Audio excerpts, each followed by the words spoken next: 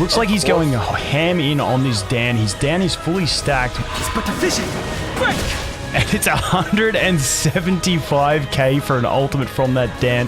And that would be the reason he has brought Dan Heng into this battle. That is huge damage. But he's played it super well. And here comes another Dan Heng ult. No penetration on it. No crit.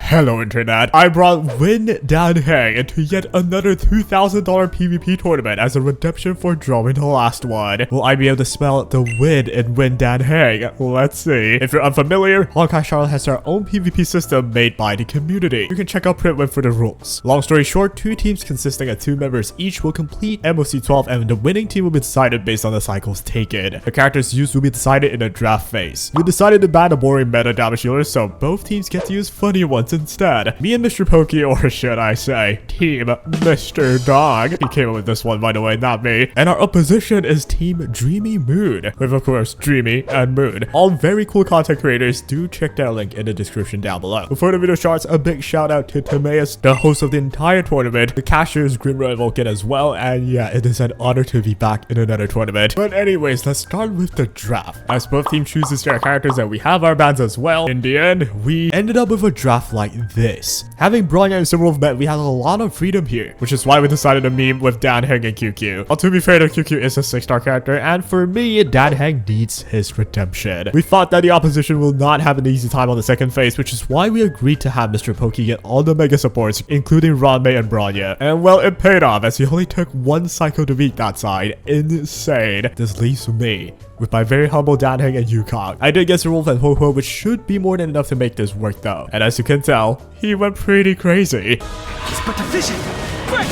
And it's 175k for an ultimate from that Dan. And that would be the reason he has brought Dan Heng into this battle. That is huge damage. The first wave sees us fighting the Groot and the horse guy. I decided to focus down on the horse guy first, which is fair to argue I should have hit the healing Groot first, since it heals and might waste my damage away. But in the end, it still took 2 ults from Dan Heng, which does very impressive damage for a 4-star, and 2 quantum breaks regardless to beat this, so... But I have saved the whole cycle here? Debatable. Side note, if you're doubting Break Silverwolf, this is what she does to the enemy.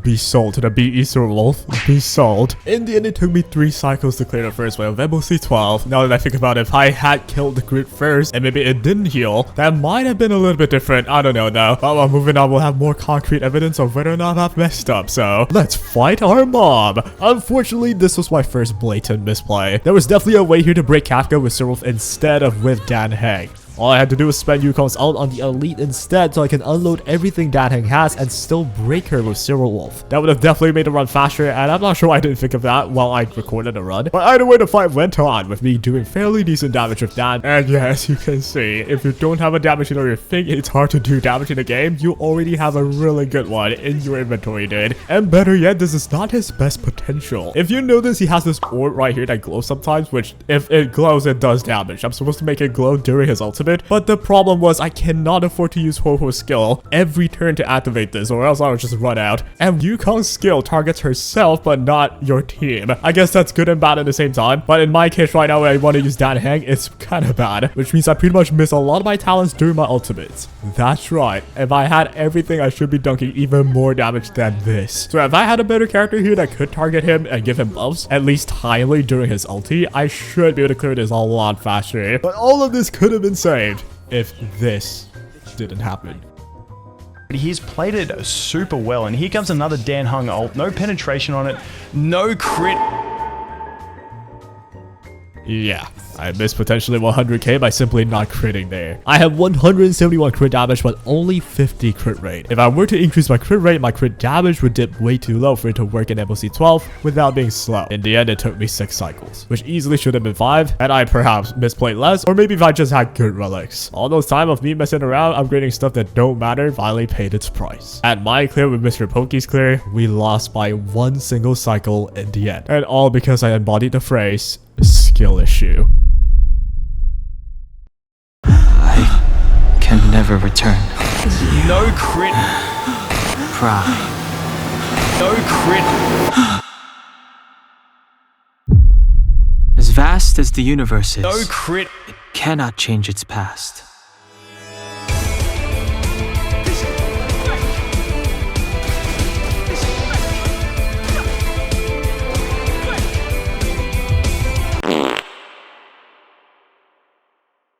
Never again. Next time, if I get the chance at all, we are winning with Dan Heng, man. For now, though, he will be in his training arc. But anyways, I'll show you guys the stat for that run to be possible. It's still an okay run. And here's the ho-ho. I got 1 through 5 speed with the ER rope, which the speed tuning with this team is actually kind of annoying with how Dan Heng gets more speed through his traits and his RNG. Yeah, I kind of struggled a bit with that. If you're wondering what the RNG was with my team, it's kind of just the Dan Heng speed tuning. Though if I had good enough relics, I could just ignore that. In any case, you guys all like how we got the traces pretty much max.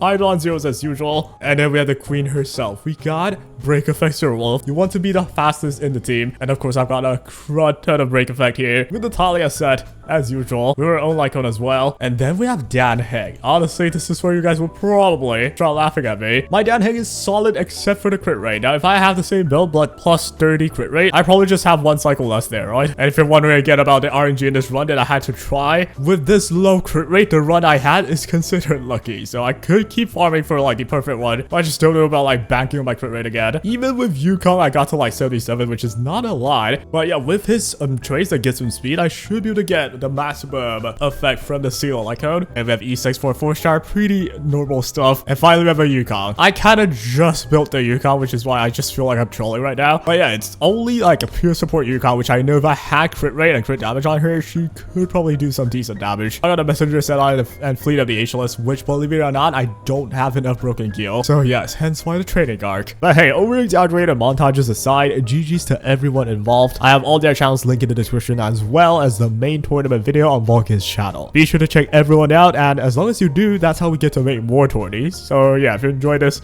do check them out. And all in all, it's mostly for entertainment. But in all honesty, I'm the reason we lost. I feel terrible, and I need to get cancelled. So please leave a hate comment on how bad I did. Okay, I'm joking though.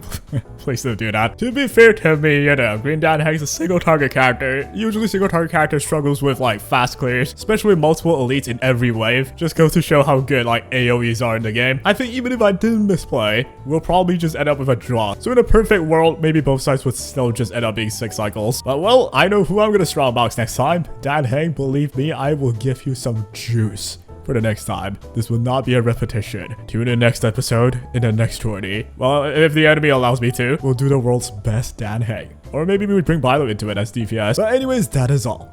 Go easy on me. But yeah, take care.